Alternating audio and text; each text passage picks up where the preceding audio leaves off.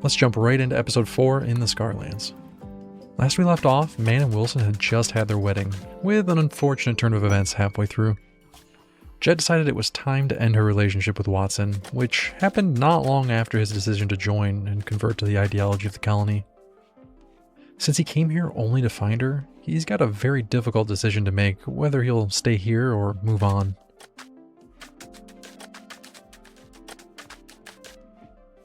It's starting to make sense now why Voss prefers to do his work at night. It's just so much quieter. All the colonists are fast asleep and he doesn't have to deal with any interruptions in his work. Things are starting to get quite chaotic during the day, so it must be difficult to try to finish the day's labor without interruption. As soon as everyone woke up, the commotion of the day picked right up. Even just the number of boghounds walking around the colony is a bit overwhelming. It's become time for them to begin expanding this place to have a little bit more space for everyone. The tribal prisoner has now been fully converted. It should just be a matter of 1 or 2 more attempts at recruitment. Meanwhile, Voss has an inspired creativity. Time to see what kind of double bed he can create. Hey, it's legendary. That's gonna work quite nicely. The bed is named Crook. It's engraved with the image of a boghound lying in a hospital bed while being tended to by a doctor. 4 dying ants lay on the ground. If you squint your eyes, the rectangular composition of the image reveals the outline of 5 echidnas. This illustration tells the story of the boghound being stricken with a plague. At this point, it should come as no surprise at all that Voss is making boghound-inspired works of art. The fact that it's going to be Man and Wilson's marital bed makes the whole thing a bit disturbing, having what equates to plaguehound images so close to where they're sleeping.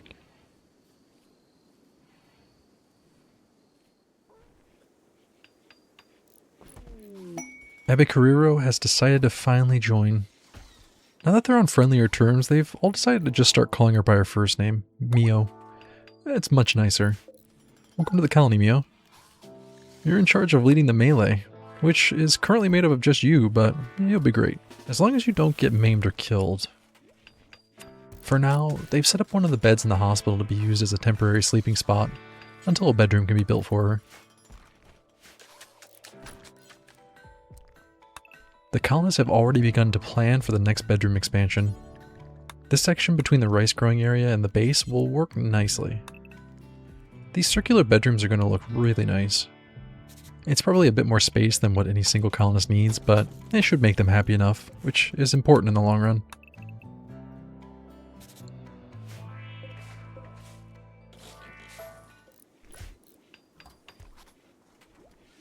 The rooms are already coming along nicely. Voss can start taking the extra sandstone and start installing it as flagstone to fill out the road a little bit nicer. Part of their goal here is to beautify the city, and they're going to have to start somewhere. To begin with, their goal is to make the entire interior of their current space as lavish as they can manage. That way it will be an appealing place for more colonists to move in. Eventually another wave of settlers should arrive, sent by the original financiers of the project. Eventually.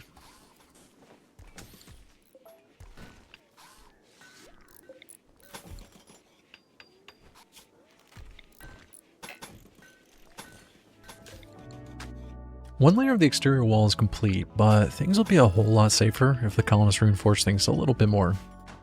It's about time to add another layer, so the raids have a bit of trouble actually breaking through. It doesn't help much if they can just destroy one piece and walk right through the wall. They really aren't very good at breaking through the wall if it's twice as thick, so once the colonists finish this project, they'll be quite a bit safer.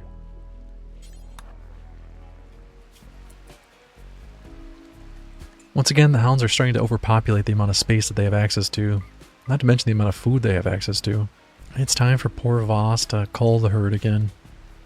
He has to do some pretty unfortunate things for the colony, but this is by far the part of his job he despises the most. Unfortunately, it's all part of keeping the boghound herd healthy.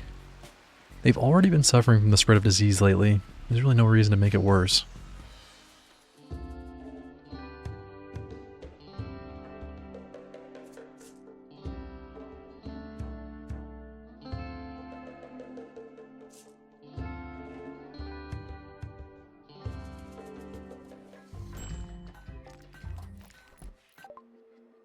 Meanwhile, the comms console has really been paying off. Another bulk goods ship has positioned itself in orbit right above the colony, and they're looking to trade. Time to unload all of this leather that's been accumulating. In return, the colonists have requested a bit of steel and a bit of silver. Well, that's a fair trade. After the first trade, they decided to go back and grab a bit of obsidian to try to make a spear with. Herman should be able to make something really special with this.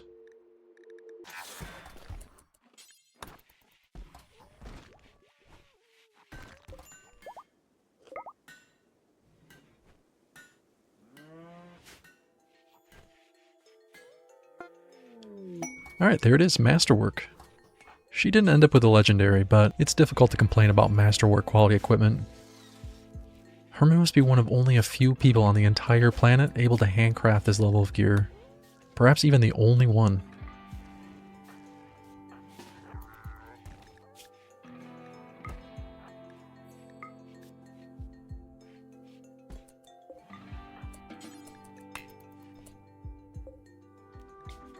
Well, Man has organized another party. This time, instead of just a social gathering, she's decided to put on a little dance. Surprisingly, everyone has decided to join in. Yeah, there's music and drinks as well. The drinks are a bit strong, but hopefully they help everyone have fun. Looks like Mio and Wilson chatted about lovers. That's awfully strange to be talking to the young new recruit about lovers. Not sure Man would appreciate that. Meanwhile, Watson has had a few choice words to say to Jet. He must be still feeling pretty raw about the end of their relationship. He even said a few negative things about Jet's mother. Rough.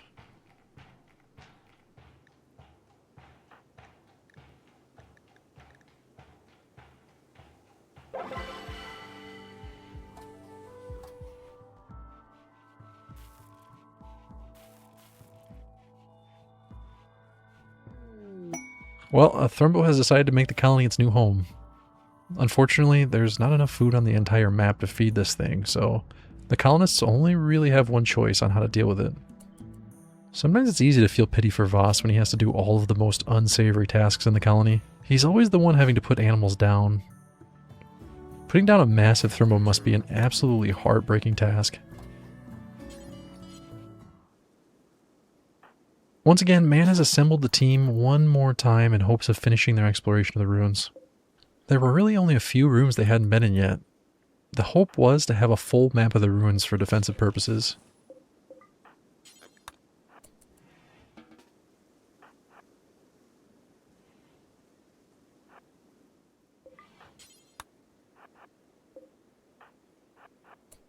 They cleared room to room and found little of interest until they came upon human remains tucked in the corner of one of the ruins.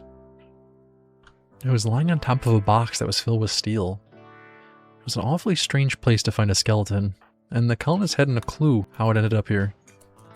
As before, they assumed it was the skeleton of one of the previous inhabitants of the city. Little did they know, they were completely wrong.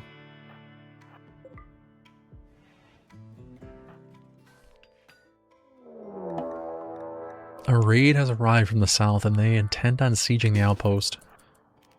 They must have received word back about the previous raids having trouble penetrating through the outer wall, and they decided to bring a little bit heavier equipment. Transport pods landed just outside the ruins, containing all they would need to build the siege equipment and begin shelling the outpost. The colonists had to act quick to avoid any unnecessary damage to the colony. The colonists approached through one of the ruined corridors to avoid being seen until the very last moment. They managed to catch one of the raiders off guard and they ambushed him.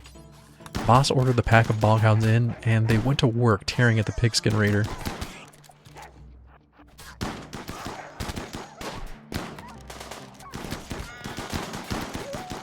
Unfortunately, in the hail of bullets, Bogthing was killed. She was one of the 2 original boghounds that Voss rescued after arriving. He called the rest of the herd back, and together they all retreated back toward the colony. After losing one of their members, the raiders grew angry and decided to break the siege. Instead, they would assault the colony directly. The colonists retreated just enough to draw the raiders out, and then turned and began firing again.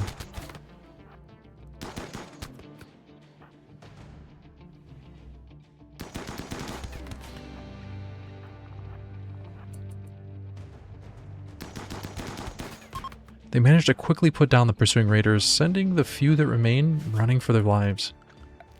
It did cost them a bog hound, but in the end, they ended up gaining all of that siege equipment that the raiders brought with them. A fair trade for the colony, a difficult one for Voss. Voss returned to the colony and began work immediately on digging a grave to bury his friend. The rest of the colonists, though, they went into the dining hall and began to celebrate their victory. Voss didn't join them. Instead, he returned to the place of battle, picked up the body of Bogthing, and brought her to the grave that he had dug. It was an extremely painful moment for him, but he buried the boghound. Afterwards, he paused for a moment to say a few words of respect, and then quietly joined the rest of the colonists in the dining hall.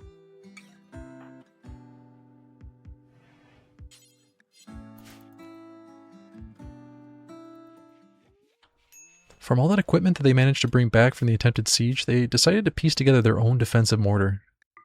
It's going to make it a lot easier to break any future sieges without having to go out and confront them directly. The colonists have also begun to build plasteel mini-turrets in the colony, just in case any of the raiders do end up making it through the walls. A little extra security should help keep this place a bit safer.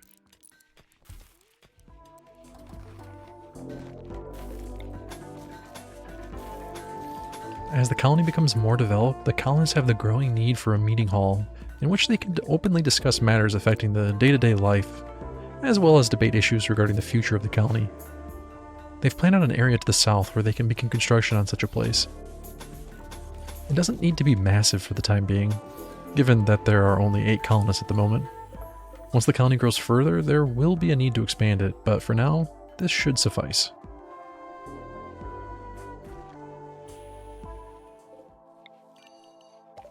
Looks like medicine tech has finally finished being researched.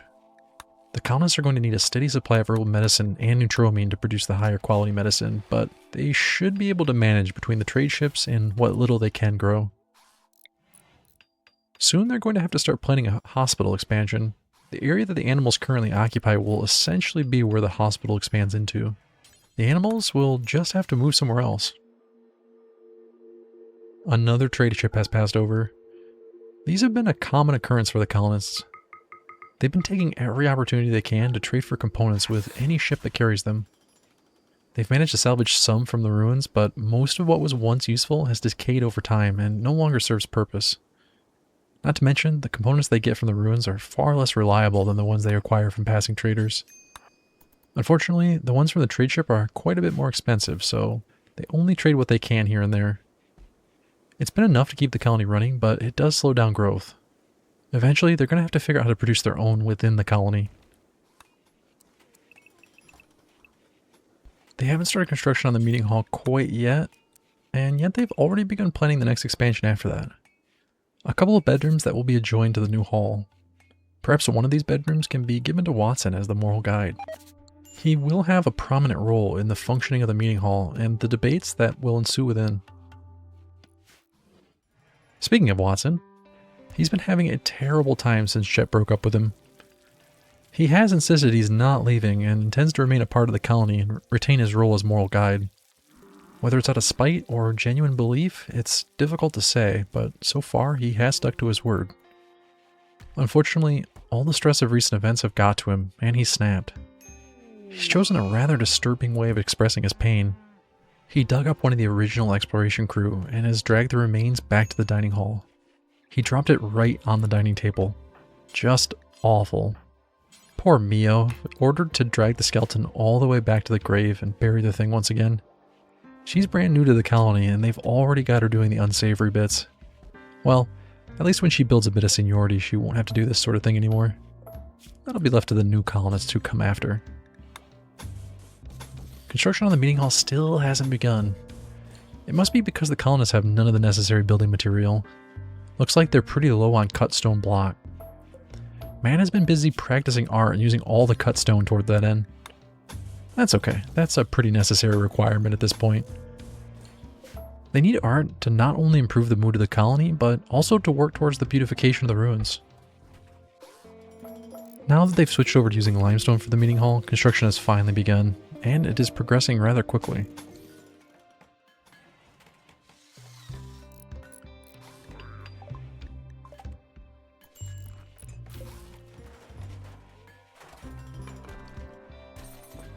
The walls are finished and now they can begin furnishing. It'll need a few things before it's ready to be used by the colonists, but so far so good.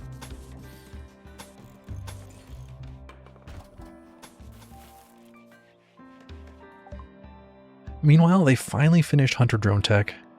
The idea to use these things was inspired by the traps that they came across while exploring the ruins. If the previous inhabitants used them for defense, then the current inhabitants would as well. They can build them at key choke points in the ruins and use them to cripple enemy raids before they arrive at the walls.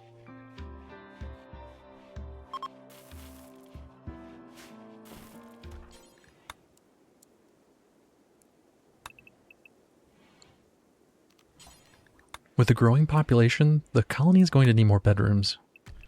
There's room enough for another one here. They might be able to add a couple more on the other side as well, but this will be enough for now.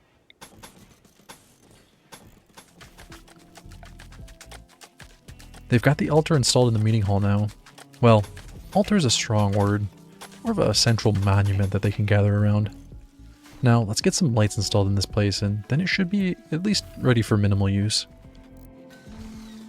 Voss has already begun work finishing these two adjacent rooms.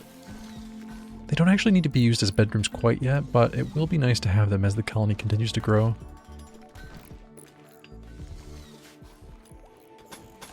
The next project that the colonists will soon begin working on is an expansion to the workshop. Up until now, the smaller workshop has been enough to satisfy their needs, but soon, they're going to need room for much larger machinery that they'll need to make things like components. Not to mention they need space for more power generation soon.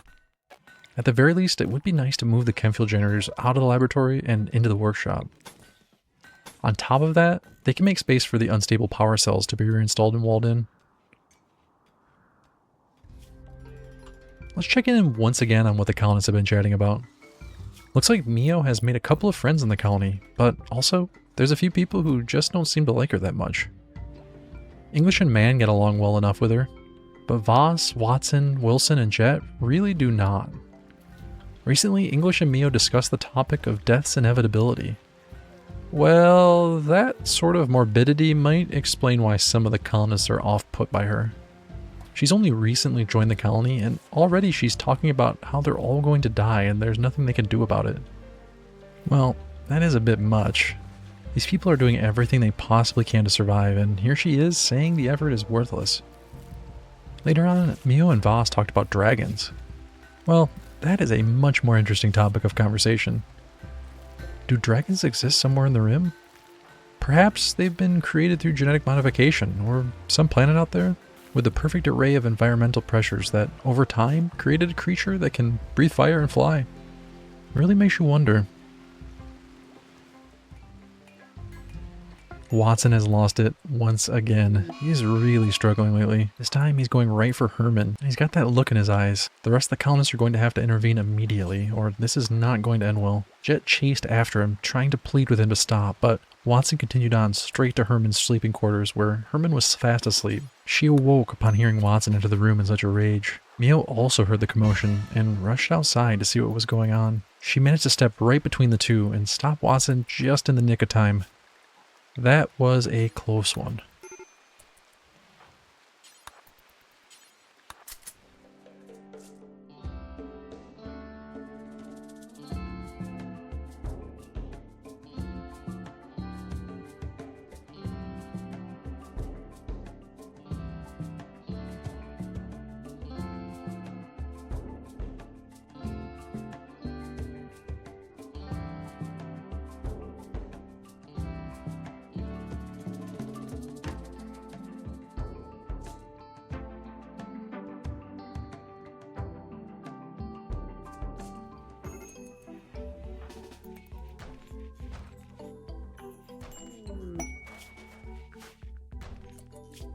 The Empire has called upon the colonists for assistance once again.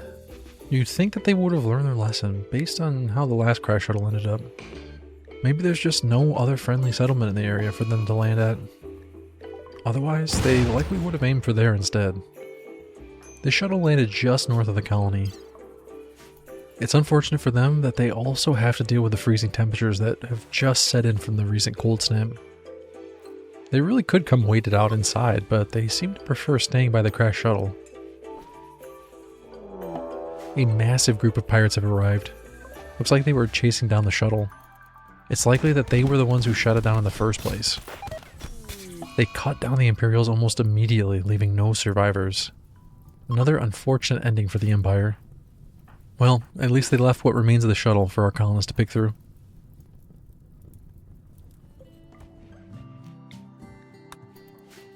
Watson is at it again.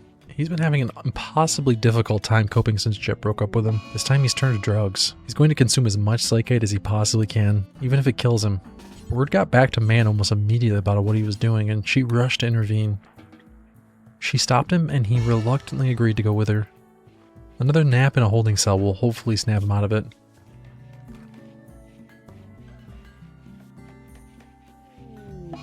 Now it's clear why he agreed to go with her peacefully. He's finally changed his mind, and he intends on leaving. Looks like he's decided to leave the colony behind and live alone out in the ruins. He's clearly not in his right mind right now. If the colonists can just get through to him, they can convince him to come back, where it's at least somewhat safe. It might be dangerous in the colony, but the ruins are no place for a person to be living all alone. But for now, that's exactly where he plans to stay.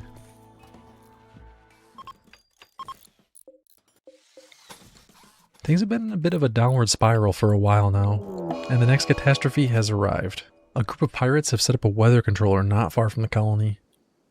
It's filled the entire region with a thick fog that has obscured vision, making it difficult to see more than a few yards. Man has gathered Jet and Wilson in order to march out and deal with this thing before it becomes a massive problem. It won't even take them a day to reach the site, so they shouldn't need many supplies, but they're going to bring a bit of food with them just in case there's some sort of emergency. After about 12 hours of walking, they arrived at the location of the pirate weather device. Upon their arrival, the fog was so thick that they couldn't see much of anything. They could barely make out a stone structure in front of them. They made their way toward it, concluding that the device is likely within. They began to break down the walls, only to hear the cries of the pirates approaching from the east. The fog would make fighting here almost impossible, but it had to be done. They could barely make out the silhouette of the figures approaching in the distance, but Man ordered them to open fire immediately. The first fell, but they continued to charge.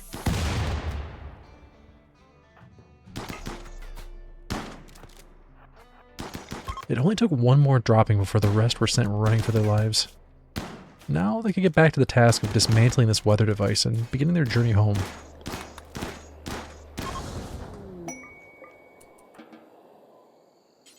Before they left for home, they discovered one of the pirates writhing around on the ground in a great deal of pain.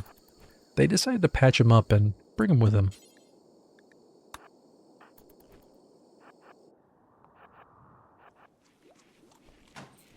They've been hard at work clearing the way for a set of new hydroponic tables to be installed.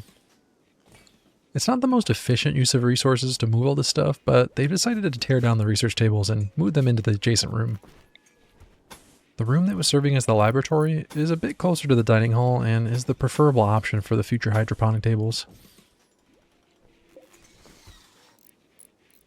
There we go, the hydroponic tables are already beginning to be installed. This is going to bump up their food production significantly, allowing for more colonists to be recruited into the colony. Upon arriving back to the colony, the team that had just dealt with the weather device took their newly acquired prisoner and placed him in one of the holding rooms.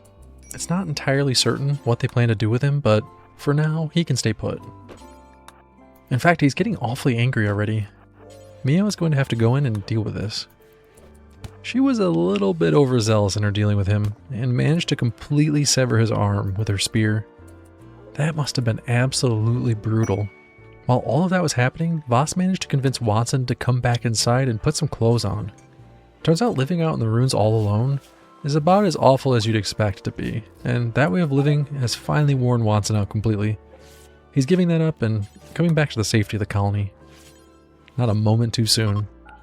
Hopefully this time he will stay for good. Jet does need a replacement kidney. May as well take one from the guy who tried to kill them and send him on his way. At least that way he'll make it home with his life.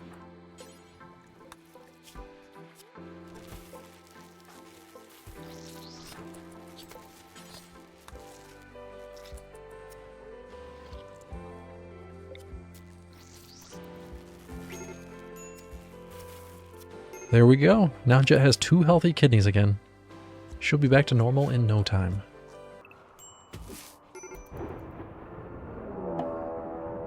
And just like that, a Mechanoid cluster has landed just north of the colony.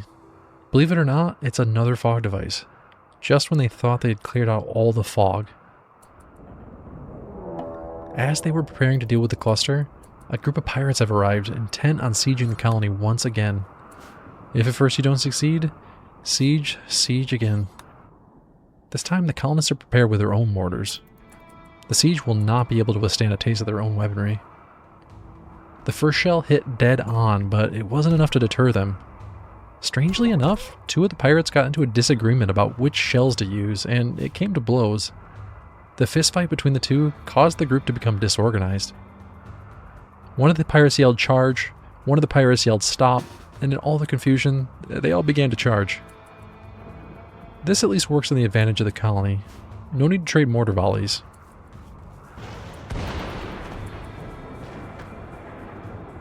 In a chaotic mess, the pirates all charged at different points on the wall and began to attempt to smash their way through. The colonists all sallied out and began picking them off one by one.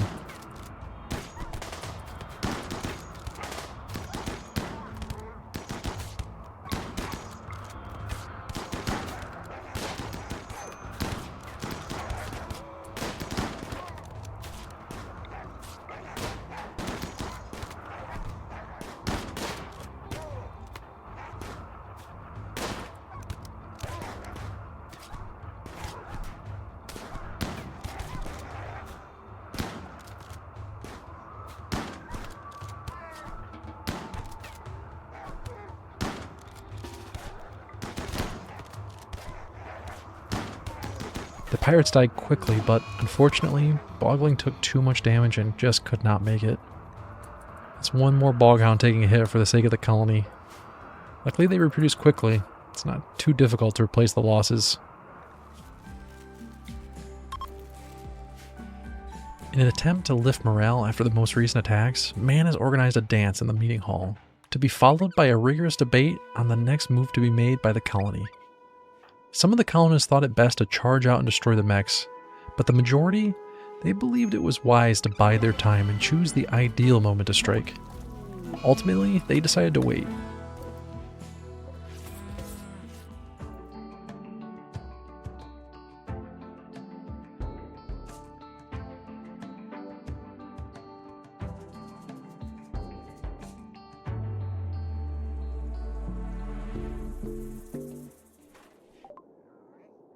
Meanwhile, they've been busy developing the technology needed to construct the multi-analyzer. On top of that, they've already acquired all the resources necessary, so now it's just a matter of Voss getting to work and building this thing. Perfect. Now that that's done, they'll be able to begin work on improving their understanding of the manufacturing of complex components, which will finally make them all but self-sufficient. They are going to need to source large amounts of steel, but there are easier options for that compared to finding new components.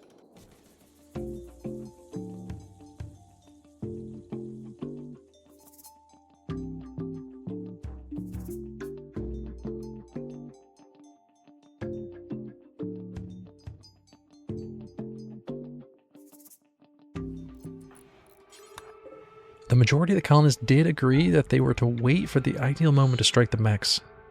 But, according to Man, that moment has already come. She gave the order to fire the mortars toward the cluster in an attempt to lure them in while the visiting trader was here. She believed with the help of the traders they could easily dispatch the Mechanoids at minimal risk to the colony. Unfortunately, the risk to the trader was significantly higher, and the traders were not consulted beforehand. Just as planned, the mortars angered the mechs and they charged. Unfortunately, Voss did not get the memo and he was in the worst place possible. He managed to run away just in time to avoid the mechs charging toward the traders. The caravan was not quite as lucky as Voss. The mechs rounded the corner and opened fire on the unsuspecting travelers.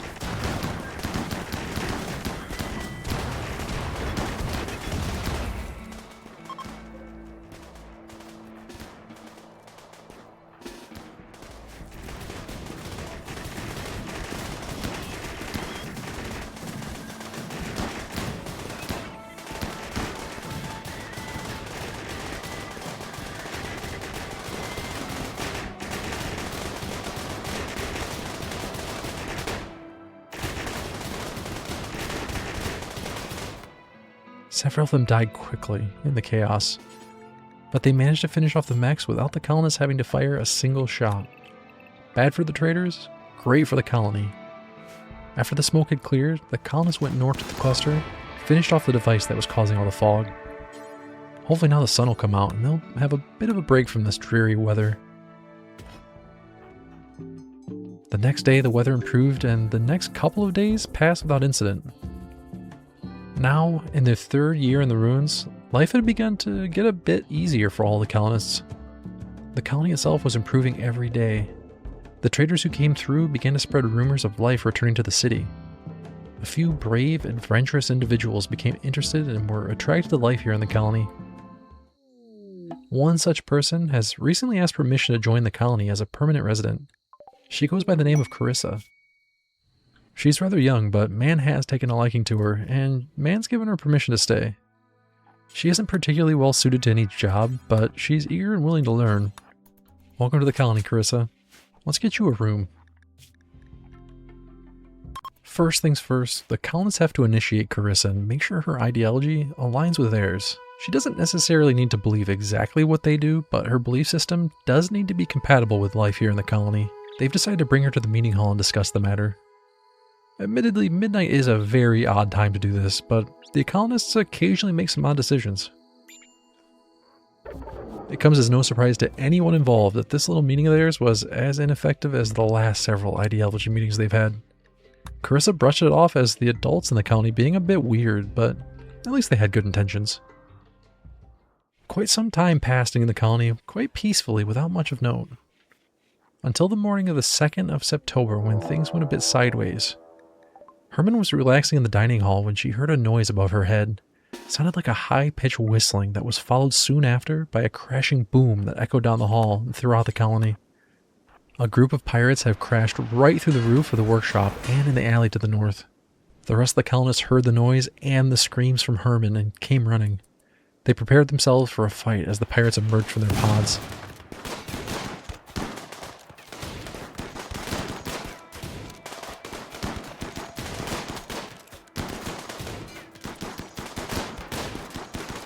The colonists engaged with the pirates that landed outside, but noticed they were distracted by the mini-turret, decided to change their focus to take out the pirates tearing apart the workshop.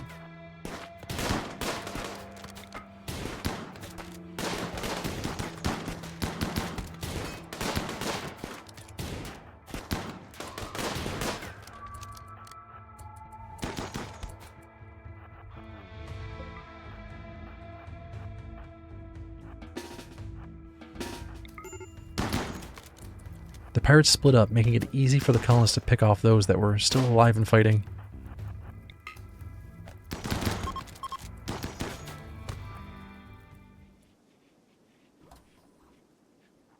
They spent the next couple of days repairing the roof and cleaning up the huge mess that the pirates left behind.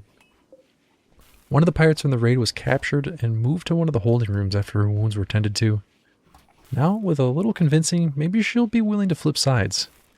Neither her or the other captive are showing a lot of resistance toward the colony's invitation. They're still holding out a little bit, but it won't be long before they're asking to join.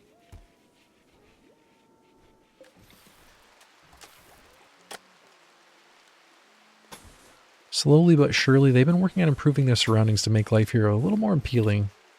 For now, they've been working on replacing the concrete floor with something a little bit nicer. The utilitarian-style decoration worked when they were merely trying to survive in this place, but now that they're trying to thrive, it's going to take a little bit more effort. The colonists have also been planning to install flagstone all around the buildings to cover up some of this ancient concrete that runs throughout the city.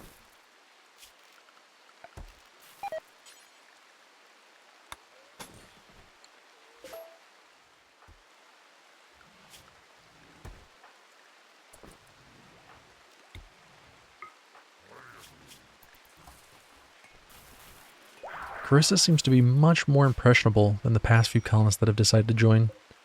Instead of having to put her through the same conversion as Jet and Watson, Watson managed to slowly mold her beliefs by brief conversation here and there. Occasionally, he'd share an idea that seemed to contradict some belief that she held previously. Over time, this broke down the way she viewed the world and replaced it with something new. Slowly but surely, she came around to the ideology of the colony without much dissent.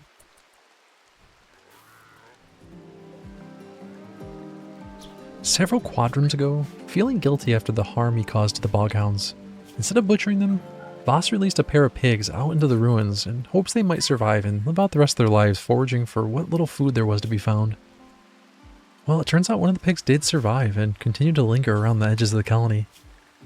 Early in the afternoon, on the 6th of September, Voss saw that pig again and felt pity for the miserable thing. It had become terribly malnourished and tick-ridden, but somehow it survived. Voss decided he would bring the pig back and allow it to live the rest of its life with the boomalopes that they had been raising. One extra pig couldn't possibly hurt. Hopefully the boghounds or the rest of the colonists don't decide to eat it.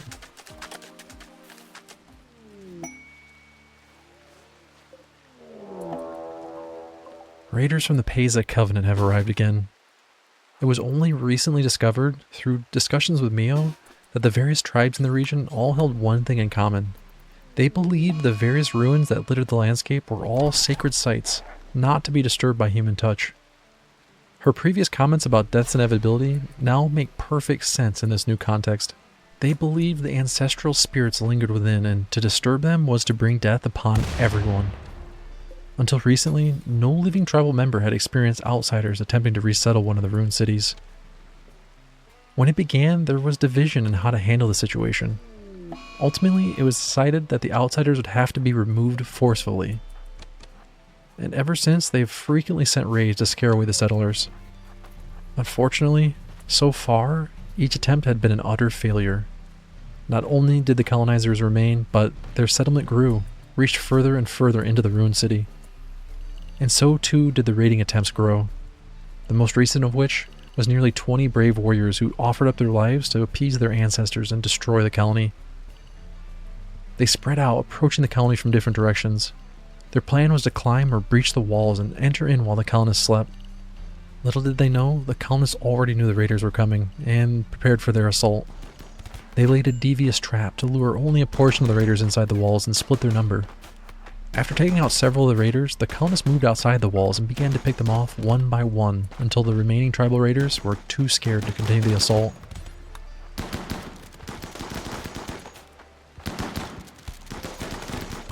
They ran as quickly as they could, but it certainly wouldn't be the last time they attempted to remove the colonists from the city. It was only now, discovered during this raid, that Mio, previously a member of one of the region's tribal clans, had abandoned the cause and joined with the colonizers. Having lived here for some time now, Mio quickly learned that the superstitious beliefs she once held were nonsense, and nothing remained within the city except stone and dust. After the raid, one of the surviving raiders brought the news of Mio's betrayal back to the elders of the clan. It's unknown what precisely they plan to do with this information, but it certainly does not bode well for poor Mio. If you enjoyed this episode, please give it a thumbs up. Make sure you subscribe to the channel for updates on all future videos. For those of you who made it all the way to the end, please consider checking out my Patreon to help support the creation of more videos like this one. You'll find the link in the description below. Thanks for watching, and see you for the next one.